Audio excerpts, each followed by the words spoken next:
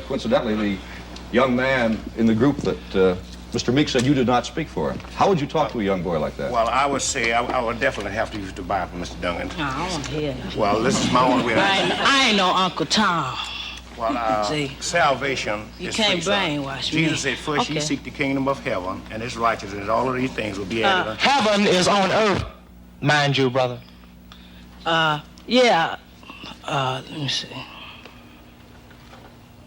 You have anything more? How about the other lab? Where you gonna go when we start revolution? Whose side are you gonna be on? Are you still gonna be on your knees begging for us jobs?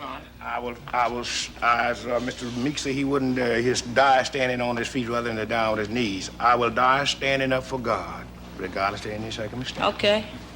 Have God ever told you to let this white man rule you like he is? Well, young man, you first must be born again. God is a spirit. No, I ain't born again. I ain't got to be born again. See, I was born in a new generation.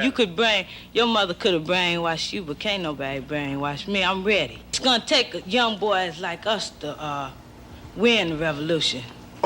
The white peoples realized today that they was wrong for enslaving the Negro. The great mass. May I finish? I waited. Why, if you so militant and so intelligent, why don't you keep your mouth shut? I'll tell you why, Reverend Mitchell, because I'm sick and tired of you standing up there on a television camera, a black man with a white heart and a white face. You're a black Anglo-Saxon, you're a disgrace to the race to stand up about a white man loving you. Ask Medgar Evers' wife.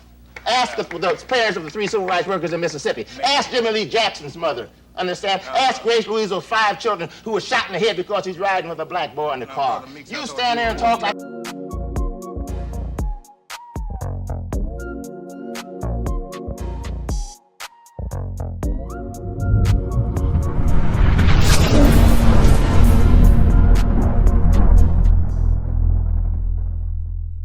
Good people, what's up? What's good, y'all, man? I am blessed to be your host, Caleb Smith. Thank y'all for tuning in to another edition of Chillin with Caleb. I'm chilling with the fam today, y'all. Before I even started recording, one of my mic stands broke, so that's why I'm holding the mic like this. But I kind of like it because this is how I do my off-camera stuff, you know, when we have our guests. So I guess we just gonna flow like this today, hey? Hey, you always got to pivot, huh? But first off, man, I just want to say thank y'all for always tuning in. The last episode, thank you guys for that great engagement, you know, tapping in, sparking conversation, because that's what's needed.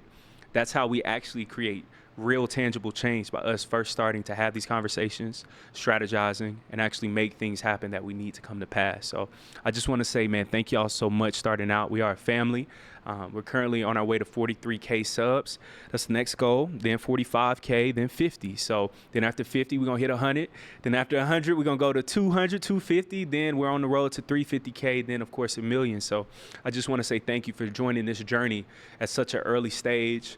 We've been putting in this work for I think 5+ years at this point, but in the field, in journalism and media for almost 10 now. So I just want to say, man, I thank y'all. I appreciate you guys, and I love you guys. As you guys can probably judge by the title, boy Charlie Kirk again, right? From seeing the overall stupidity, I guess you could say, of Charlie Kirk's memorial, that felt like a Nazi white supremacist rally. And it didn't feel like it was, even if we can go to the quotes and the sound bites. But I could say one specifically that stood out to me was the verbiage that was used by Stephen Miller. If you guys get the chance, look up Stephen Miller, very important in the White House, assigned, appointed, all of these things. And to know that this is a White House official that is stating and going along the lines of our lineage, who was our, and what lineage. And then when you talk about the case of Europe, we know whose lineage you're referring to. And I'm not even trying to be tongue-in-cheek here, but I'm just stating the facts. Once you say case of Europe, you're then identifying with white people, with Europeans. Then you go on to say that we came out of the caves and we built civilization to Rome, to Greece. And then he even mentioned America, and he talks about Western civilization. And then instantly I started thinking of, so funny, because when you go to your people, Herodotus, you go to Homer, right? Even if we go to Homer per se, Homer himself has stated, you can go to the Greek records, all of that they learned at the feet of the Egyptians, of the Africans, the Ethiopians, that they learned at their feet when it came to mathematics, civilization, all of these things. And that's why I say that white supremacy is so fragile, guys, because even in their own understanding of their supremacy that they try to claim came from the black mind still, came from the black mind. So you can try to go all the way around with it, but we are still at the core. That soil is always going to be black. That soil is always going to be richly black. You go on to say and to bring up civilizations such as Greece and Rome.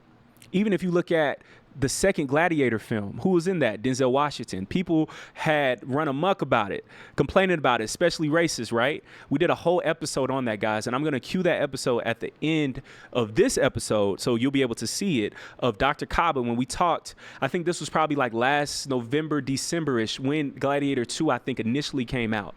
And in that film, Dr. Kaba broke down beautifully the history of African countries such as Numidia, Carthage with Hannibal, where you had this African influence throughout the Mediterranean. You had Egypt, all of these things going on throughout the Horn of Africa that then impacted Rome. So even deeper, I laughed at Stephen Miller because he mentioned all of these things, and then he mentioned Europe and Western civilization, but Western civilization begins, its real mark is Western civilization, right? They really like to highlight the Renaissance period. How did you go from the Dark Ages to the Renaissance, where you start learning alchemy, you start learning mathematics, history, philosophy, all of these things? How did the people who were mostly illiterate in such a short span of time, 700 years, start to learn so much information? Who ruled during that time? The Moors. Even architecture, when we look at Spain, right? These are architecture, and this is African architecture from the Moors that they created. That's why their cathedrals look like mosques. That's why you see so many courtyards throughout Spain. That's why in Europe, where were they getting their gold from, their riches, their spices? This came from Africa. When we look at places like Sicily, Sicilians are considered the blacks of Italy, in that region. Why? Because they're close, within a few miles or so, of Africa. That's why even with the Moors, they conquered places like Sicily, Italy, all of these things. And still playing Stephen Miller's game, because it's a game of vast contradictions. You say that you guys brought civilization, you did all of these things, but the first ones that you claim were both Greece and Rome. We go back to your Anglo-Saxon ideologies. The Italians were treated and viewed as darker than and not as fully white Anglo-Saxons in the early 1900s. One of my favorite shows is Boardwalk Empire. Lucky Luciano, when you look at his character, they called him the Italian, and they looked at him like he was less than. They called him dark, all of these things, because they viewed them as black. If you look at the show Fargo on Hulu, Chris Rock starred in the show. They talk about the Moors and the Moors' influence on Italy and their dark skin, and that's why they're black and all these things, and they pan to a picture of a Moorish chief. All of this is happening on TV, so they know these things, but they expect you to not know your history. That's why us having these conversations and knowing full context from a historical perspective is so important, because then you can debunk all of their lies within seconds. That's why they hate the truth. That's why they're trying to implement CRT and critical race theory and black history, because once you start to have these conversations, you start to piece together that puzzle, and then you start to realize that's not adding up. And then once you verbalize that in front of the masses, that's what makes them feel uncomfortable. And that's what we have to understand about this current time in history right now. We are living in a very historical moment that's very pivotal, just like in the 60s, where right now we are in a time to where what we say and what we do will always be documented. And you want to be on the right side of history. So going back to Stephen Miller, you mentioned Rome and Greece. We're not going to deviate from these points. Let's hyper-focus on this. Rome, where did they get their information from? Where did they learn from, and who did they learn from that they openly admit to, and who were they obsessed with? The Egyptians, Africa. Who else were they obsessed with? The Carthaginians, Hannibal. Who conquered them? Hannibal, at 25, a black man. Now, white supremacists like to play this game with Hannibal, that he was white. You're talking about North Africa. There's no difference between North Africa and South Africa. Africa's Africa. Africa's Africa. Even if they play that game, let's go to the History Channel. Growing up, I used to love this show. I think it was about, like, not Gods of War, but it was about, like, tactical history of how, tactical war geniuses such as Hannibal, right? And even on that show, this might have came out like in the mid 2000s, probably like 06, between 06 and 09. mid to late 2000s. Hannibal was depicted as a black man on the History Channel. Then they further doubled down on that point on a recent Hannibal docu-series, movie series, film series show on Hannibal as well. It's the same black actor who starred in the show For Life, which was a great show, executive produced by 50 Cent, but they used another black man as an actor. And this was maybe in 2019, 2020. I would say 2020, 2020 for sure. Look that up, guys. And that show made more people uncomfortable, but they said, guys, this is the truth. Denzel, same thing, the African history in Rome. You had one of the top African generals and African leaders at the time and emperors that was stationed in Britannica, Britain at the time, and that was a black man. So African history, black history has always intertwined and been the foundation of European history and also the same history that we have today in America. How we don't get credit for anything, but we are the foundation. You would not have a doorknob if it wasn't for black people. You wouldn't have a blood bank if it wasn't for black people. You wouldn't have the internet, GPS, home security systems if it wasn't for black people. We could keep going on and on about our innovations, all of these things, and the same applies for during that time. That's why it's so important right now that we verbalize and we have these conversations about our impacts on society, because they can then also rewrite history just like how they did back then. Because you would think that they did all these things on their own, the same way that even a week later with the Charlie Kirk situation, how they have reworded everything. They have changed that narrative to he was the Martin Luther King of his time. So imagine 100 years from now, even 200 years from now, from people who weren't physically there, they just have to go off the people who were writing the history book. So they would think, oh man, he must have been like Martin Luther King. That's why documentation is so important. Small things like growing up with math, and I would see the Pythagorean theorem and be like, that's a pyramid. A squared, B squared equals C squared. That's a pyramid. Why does Pythagorean, who's a Greek man, why did he have to build a pyramid? That doesn't make sense. Where did he get that from? If you look further in your findings, you can look this up. He studied in Egypt. Why does a Greek man have to know how to make pyramids? Why is his formula a pyramid and a slope? Why is it that? Because he got it from the Egyptians. So that is the main reason why we have to really know who we are and whose we are. Because if we don't know that, you don't approach these conversations with the full confidence that's needed to dissect these lies. Then a Stephen Miller can get on the stage and regurgitate this information. Now, what we must do as black media and as people that is tapped in, what we have to do is debunk these lies immediately before they even pick up ground. Because once they pick up ground, more people start to believe these things and they start to spread the same misinformation. And I really want for people to always ask further in-depth questions. What I mean by that is this. When we hear Stephen Miller mention Western civilization, as journalists, people who are in media, even everyday people, when you're around these people that share these same ideologies and these Trumpers or even black people who might, you must then ask them as a follow-up, okay, when we say Western, what is Western? Whose definition of Western? And let's put a face to that. Who are you talking about? They're talking about white people. But they're so cowardly that they want to be racist, but they don't want to be fully racist. If you want to be racist, just say white people. Just say white America. Just say the white Anglo-Saxons, say the Aryan race. I'd rather just have it straight up. Give it to me straight. But that still shows me how much of a coward you are, that you still have to use all this word salad just for saying the white man, just for saying that you feel afraid, just for saying that you feel things closening and it's getting crazier. And that segues perfectly into their idea of the rapture, right? Everybody was thinking that the rapture was going to happen on the 23rd. Not everybody. Foolish people were. And I saw this clip, and I might put this at the very beginning of our episode for today, but I saw this clip of this black pastor who was a coon, y'all. And this was like in the early 60s. And these young black boys, they kept asking him, you're telling me about this God, but this was a God that you were given by them. And then they tell you that, or did they tell you that you should subjugate yourself to their feet like this? And he said, God is love and da-da-da-da.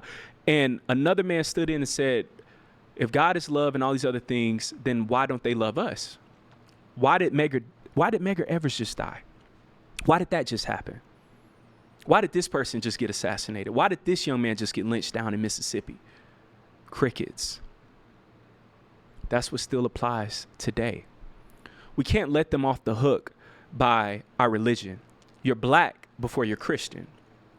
And I know that might make a lot of black people uncomfortable, but I want for you to understand that this fake thing that they've created, this Western Christianity that we've seen, this white supremacist, see, they like to say Western, this white supremacist Christian nationalism is their own cult.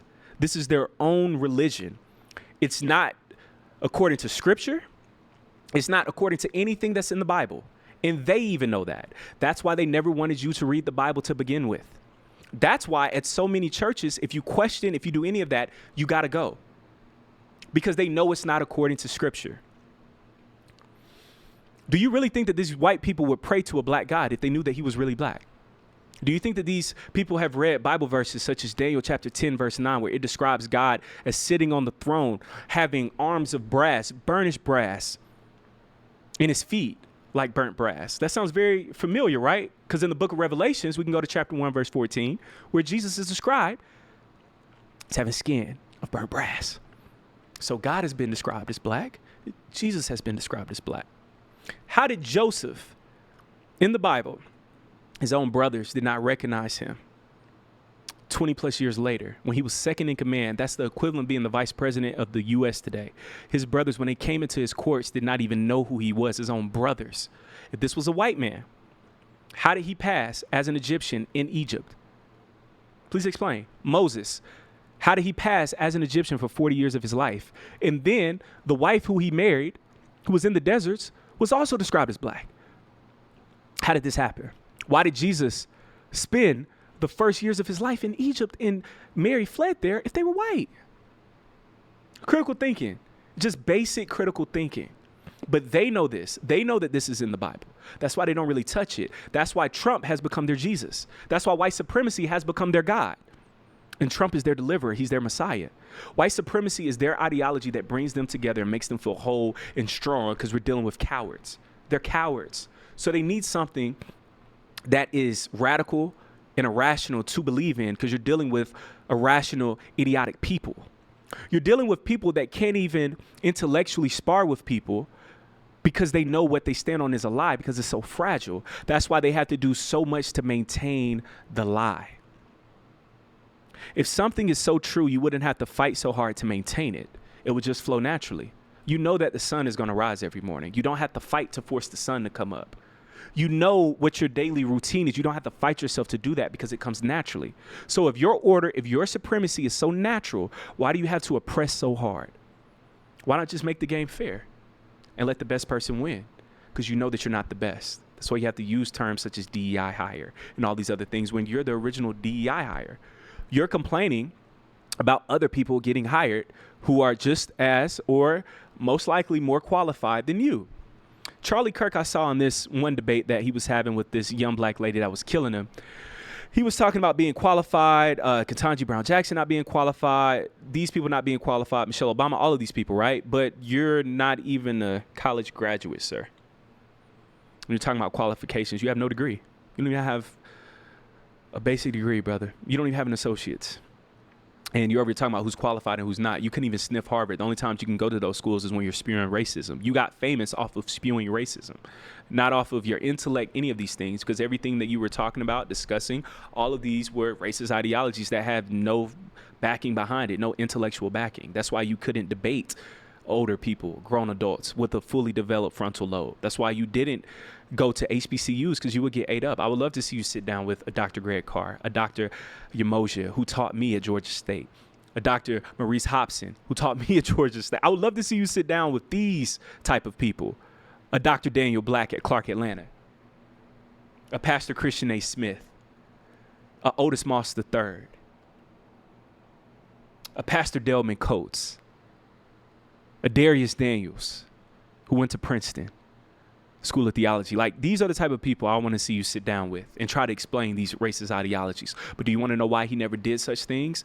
Because he's a coward. He was a coward. Just like how all his other followers, everything, they're all cowards. If you have to promote violence, if you have to demean people, or if you have to skew numbers, you're standing on something that's weak and you know it. And going back to my original point, if your greatest civilizations that you can name are Rome and Greece, In the words of Dr. John Henry Clark, when Africa was already old and tired, when Egypt was already old and tired, you're talking about thousands upon thousands upon thousands upon thousands upon thousands of years of having a hub, a beautiful ecosystem of knowledge, wealth that's still being studied till this day. These same people still have a pyramid on the back of their dollar. They spend their time in Freemasonry, all these things to study what we knew back then. You use the black man, Benjamin Banneker, to even design Washington, D.C. A white Frenchman stole the blueprints, and Benjamin Banneker had it all saved here mentally and wrote it right back down. We've always had to be a step ahead and work 2 times harder because you tried to push us back, and we always figured out we're at the foundation of everything that you have pride in. Washington, D.C., your capital was designed by a black man. Your White House was built by enslaved black people. I don't want to hear it. You have no grounds to stand on. Rome is your glory. And it only stood for a few hundred years. Greece is your glory. Short period of time. Europe, that's what you want to claim. So let's talk about the Black Plague. They couldn't even bathe. From the records of the Moors, they had to bathe them in alcohol. I really want for people to think about that. And these are the same people who call themselves supreme. But they aren't. And this is what's causing such a crash out right now, because they know that their time is up. The ancestors aren't playing. God isn't playing. And they're cleaning house. Just had a great interview with our good brother, Aboriginal Power. And he had said, Caleb, it's starving time. And he said, what I mean by that, brother, is when you think about their first colonies and their first homesteads that they tried to create, they always failed. And he said, what you got to understand is once our people who were indigenous to this land, because we had black people who were already over here, the ones who were indigenous to this land, once they fell back and said, hey, we ain't going to help you out with crops this year or food this year because y'all don't appreciate it and we don't like how y'all moving. They starved. They started eating themselves. They started eating belts, horses, craziness, and it failed. And he said that's what's going on right now. As black Americans, we're saying that, you know what, I'm going to fall back a little bit right now. Y'all got it. Y'all fight this amongst yourselves. Y'all got it. We just going to watch the show. We just going to watch the party die. And that's what's going on right now. It's starving time. They can't feed off our energy. We saw this on Sinners. We see this all the time. When they can't feed off our energy, they crash out because our energy is what drives them. Our ideas, our love, our empathy, our ingenuity, our spirituality, they have to feed off of that. And the moment that they can't get that anymore, they have to look within themselves, and they know that they can't provide it for themselves. Hence, the crash out. On September 15th of this year, 2025, young brother Trey Reed from Delta State University, which I'm very familiar with, reason being from, being in the football world as well, as a former athlete. I remember that they used to play West Georgia a lot, D2 football school at the time, which I think that they still might be. It's very heartbreaking because Mississippi has a very long history when it comes to lynchings, when it comes to really just going after black bodies, man. We can go from Medgar Evers, Emmett Till, like the list, y'all, just keeps going. I've only been to Mississippi maybe once or twice just driving through in passing, and I always got a weird vibe.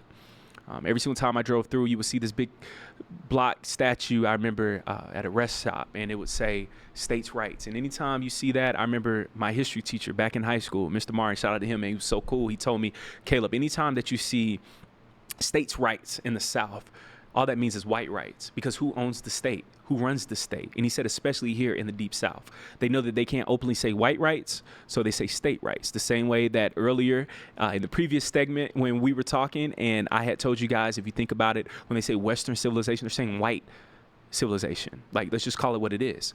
So our brother, Trey Reed, man, let's pray for him. Let's pray for his family. And also, we have to start mobilizing and protecting our people, ourselves, and just knowing where we're going. And I'm not saying that he didn't do that, because there's no victim shaming here, especially when it comes to lynchings. Think about Strange Fruit, right? Like, there's nothing on the brother. This is just the world that we live in. But seeing this incident happen, especially after Charlie Kirk, 5 days after Charlie Kirk, we already know that that's connected. We already know this. And that's what happens to us so many times, that they try to gaslight you. White supremacists will try to gaslight you and say, hey, well, it's just a random thing that happened. No. And I love all the people who have been preaching from the mountaintops. If we're going to talk about this Charlie Kirk situation, we need to talk about Trey Reed as well, and how we can stop this from happening, how we can stop this same occurrence of these random lynchings that just happen and people just move on about it. That's not what we're going to do with this. We can't let this brother's name and this brother's story die down. A good show, American Gods. One thing that I took from that show was when you stop saying certain God's names, when you stop feeding into those names, when you stop feeding into the names of your ancestors, that power goes away. So we can't let Trey Reed's name go away in vain. We have to keep his name alive the same way that we do for Emmett Till. We got to treat it just like this, the same way that we do for Trayvon Martin, George Floyd, Breonna Taylor, Sandra Bland. We keep going down that list. Well, we got to include Trey Reed in that list as well. We have to have that energy of staying on the local officials to solve this case. We can't let that happen. We cannot let that happen. And this is something that we've seen way too often. And we can't just charge that to the game. There is no charging it to the game because that's what they want for us to do. So many times we have to understand in this country that they want to break our spirits, because if they break our spirits, then you'll stop fighting. Once you stop fighting, you stop thinking about self-preservation and you start thinking about my preservation as your master, being over you in this dominant role. And you stop putting your own self-interest first. That sounds very familiar to what we're going through right now. We can't let Trey, his name, go away. And another name, I interviewed his sister. She was amazing as well, Sherry Warren. I want you guys to remember this name of Keith Warren. I want you guys to watch a great documentary. You can watch it on HBO Max. Uprooted. We had Sherry on the show. She was a great fiery sister, and I want you guys to watch their family story. Her brother, Keith, he was lynched as well in the DC area. And it was a similar type of thing, and nobody unsolved. We don't know what happened, but then there's pictures of people at the crime scene or involved, and they randomly had pictures mailed to them of people who were involved with the lynching, and the cops never did anything about it. And now they had a black chief at the end of the documentary, just like I was talking about that black pastor, and he's just like, our hands are tied, but we've moved on, we've made so much progress, but you're not solving this case. But if this was the white DA's daughter, and let's say she was found lynched somewhere, or let's say she was raped by a black man, you're solving that case, so you might even impose the death penalty. That's gaslighting. So what we have to do is keep covering these stories, keep talking about these stories, keep providing funding. We have to do whatever it takes to make sure that we're given the same level of attention as any other group, if not more. And that's up to us to keep pushing for that. Even during when it's time to vote for the primaries, I want for our people to understand we can start asking these questions. What are we going to do about lynchings? What are we going to do about black hate crimes? What is your agenda? What are you going to do specifically for X, Y, and Z? Start queuing up all your questions, our concerns. If we have concerns about our safety, if we have concerns about our futures, all of these things, ask those questions. Let's go to our town halls. Let's find out what we have going on. Let's start joining these community meetings. Stephen Dingle, who we had on the show, Stephen Dingle was running for District 11 City Council. That's Southwest Atlanta. Over here in Atlanta, of course. And Stephen Dingle, he was saying how they have meetings all the time that people don't know about, but we have to spread this knowledge, because he said in these meetings, they're doing zoning, they're having votes on zoning, where is this business going to be, all of that. And I'm like, yo, we have that much say? He said, yeah, bro, we just don't know about these meetings. So I want for y'all to, even if you don't live in Atlanta, I want for you guys to look up Stephen Dingle. It's spelled Steven, Dingle, Dingle. Stephen Dingle is a mogul in the music business, and he had enough of seeing all the foolishness going on, and he's also running for city council. So he's still doing his stuff in the music business, and he's still running for city council. That's how much we got to care. But these are the people that we got to put our money behind, that we have to care about, that we have to show that we're interested in. Because when we have incidents such as a Trey Reed happen, we have to know that we have the right people that's involved. Stephen Dingle's from Atlanta, born and raised. So we need people that's from the soil, that care, that have ties generationally, so then we know that they're just as invested as us. Because we can't tolerate these things happening. The same way that they're crashing out about Charlie Kirk, we got to crash out about Trey Reed. And I'm not saying in a violent way, no, but I'm saying the way that there's discourse happening, that there's conversations, that there's even a rally that they had, that they call a memorial. We got to be on that same type of time, but skew that in the right type of way, with the right energy. And that's what we have to do for our good brother Trey Reed, and also Keith Warren. Let's get his case solved as well. There's so many unsolved cases when it deals with our people, and we can't let that keep sliding, because they keep doing that, knowing, okay, they might be upset and have all these things for the first few months, maybe even the first year or two, but we just gonna wait them out. And they always think that they could wait us out. And we gotta show them we gonna wait and we're gonna keep pressing on it throughout the entire process, and that we will not be played with. Your time cannot be played with. Your energy cannot be played with. We even see with Jimmy Kimmel, his show being canceled, that they're trying to silence free thought, because they know that free thought then breaks down and tears down their entire ideology. And that's what we can't forget.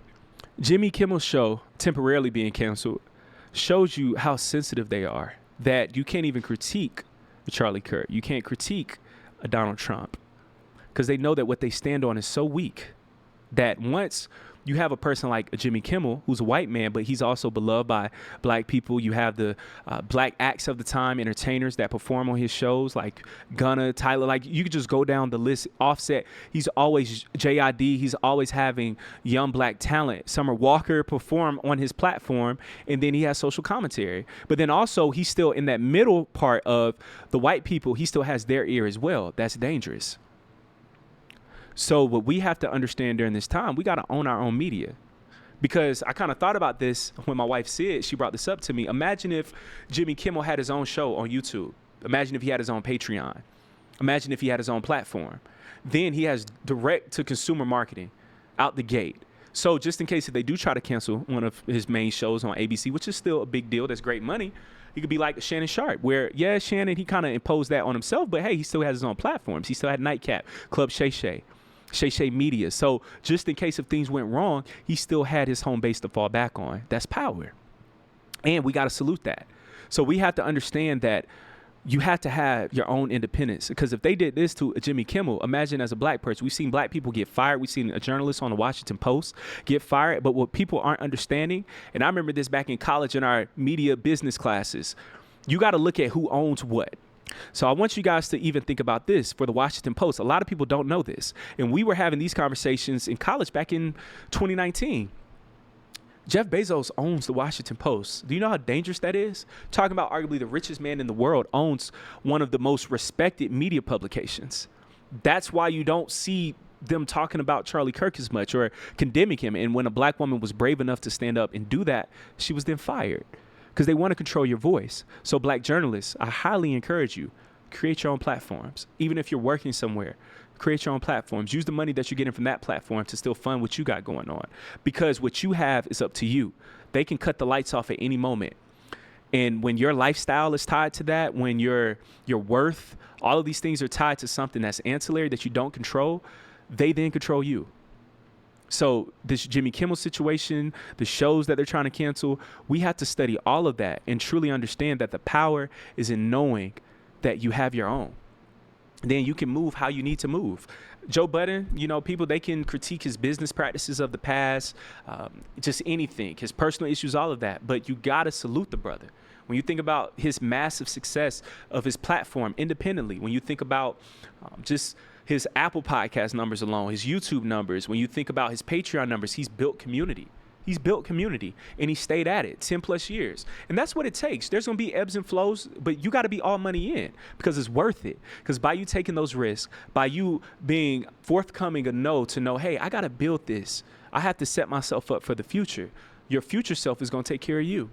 But you got to know that you have to build towards that. And we can't complain when we lose these jobs and all this other stuff because you're doing it for their platforms. So that's why on CNN, even when you saw a white Republican commentator that was on CNN that was against Charlie Kirk and just basically said who he was, when that man was let go from CNN as a contributor, that shows you where the money is. Just follow the money.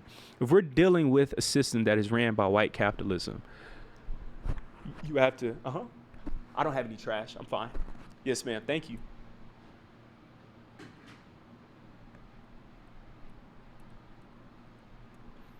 If you are dealing in a system that has white capitalism, that is being ran by capitalism, that means that somebody has to be on the bottom. And that also means that everything goes to the highest bidder.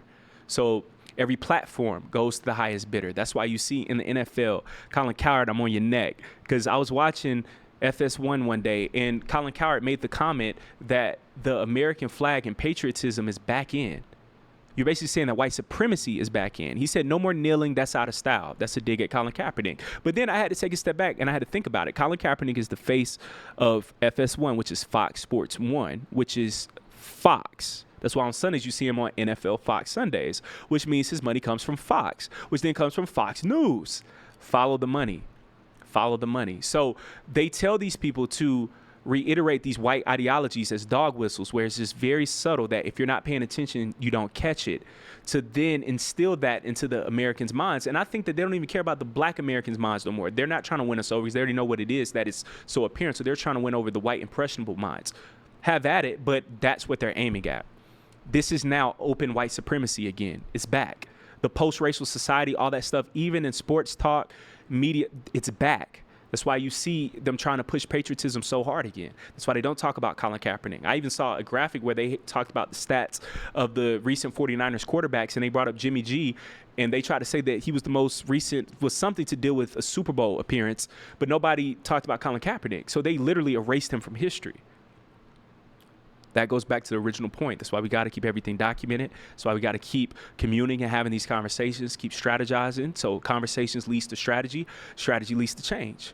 That's where it all starts. So that's why we can't forget these things. That's why we got to stay knowledgeable, because they want us to forget. They want us to think that they're the greatest societies ever. But my question is, before Rome, before Greece, who came before them? We know who. Why didn't you highlight that? They had to learn from somebody, right? The same way that you trying to learn from Rome and all this other stuff. Who did they learn from? Who did they study under? They just didn't pop up out of osmosis. They know that. The insecurities are there. Trey Reed. We got to highlight those stories. We can't forget those names. We can't get so caught up in the Charlie Kirk that we're not talking about a Trey Reed. We can't get so caught up that we're not talking about a Keith Warren. We're not trying to get in touch with a Sherry Warren. I want you guys to look up Sherry Warren, Sherri, Warren, Warren, on Instagram. I want you guys to follow Sharon on Instagram. She's a great sister. I think their page is Social Justice for Keith. Look that up on Instagram. Follow them, reach out, ask, hey, how can I help and support with getting Keith's case closed? We see so many internet sleuths. We see so many people connecting with each other because, honestly, we care more than the police, because they don't care about black bodies. They don't care about black souls. They care about what they can take and what they can use from us. And we just have to accept that reality. We are at war. And when I say that, I'm not saying in the Civil War sense that white supremacists try to push. There is a constant war and battle on the black mind. And we have to understand that. So we must pivot and we must come together. Even in black media, we had this recent conversation with my man Dave Anderson, who was just on the show. Thank you guys for tuning into that interview and loving on that interview. But Dave, he was just saying that we got to pass the torch to the younger generation, to my generation. That's that millennial Gen Z, and even the Gen Zers as well. Like, it's time for change and it's time for new ideas, but we have to use the knowledge from the elders and implement that, and we have to pair that with our energy and with our ingenuity. That's the purpose of that full life cycle of elders and youth. It's not one or the other, but we have to merge that together, and we have to know, the elders have to know when it's time to pass the torch, and the youth, we have to know the responsibility that it comes with holding on that torch and then passing that down to the next generation from the knowledge that we gained from the previous generation. That's how this thing is supposed to be. But thank you guys, man, for always tuning in, showing love. Always be aware to see what's going on, because there's a lot going on. But always understand, in this society, they're going to sprinkle in some white supremacy. And you got to see where it's coming from, and you have to depict it. It's in your films. It's everywhere around you. A good movie that I just watched was The Long Walk. That's a sleeper. I highly suggest for people to check out that film. As a spoiler, the black brother actually won the entire thing. But he was the moral compass. He was the spirit. He was the juice of that movie. And it was a Stephen King book. But that then confirmed to me, that's what we are in this country. And they know that. They know who the moral compass is. They know who that foundation is. They know who the spirit is of this land. But they fight against it so hard. And even when they set up every barrier in place, they still don't succeed, because it's all divine. That's why we're still here. That's why we're still going to be here. That's why we're not worried about a rapture or any of that. Because the real God and the ancestors, they have us protected. So thank you guys for tuning in to another edition of Chillin' with Caleb. Like what I said, I'm going to be more consistent with that this year and also throughout next year. So I got you guys, man. And of course, with the interviews, we got more heat on the way. So thank y'all for always showing love. Make sure to like, comment, and subscribe. Tap in with this, man. But thank you guys so much. It's always a pleasure, always an honor. Thank you all. Until next time, family. Peace.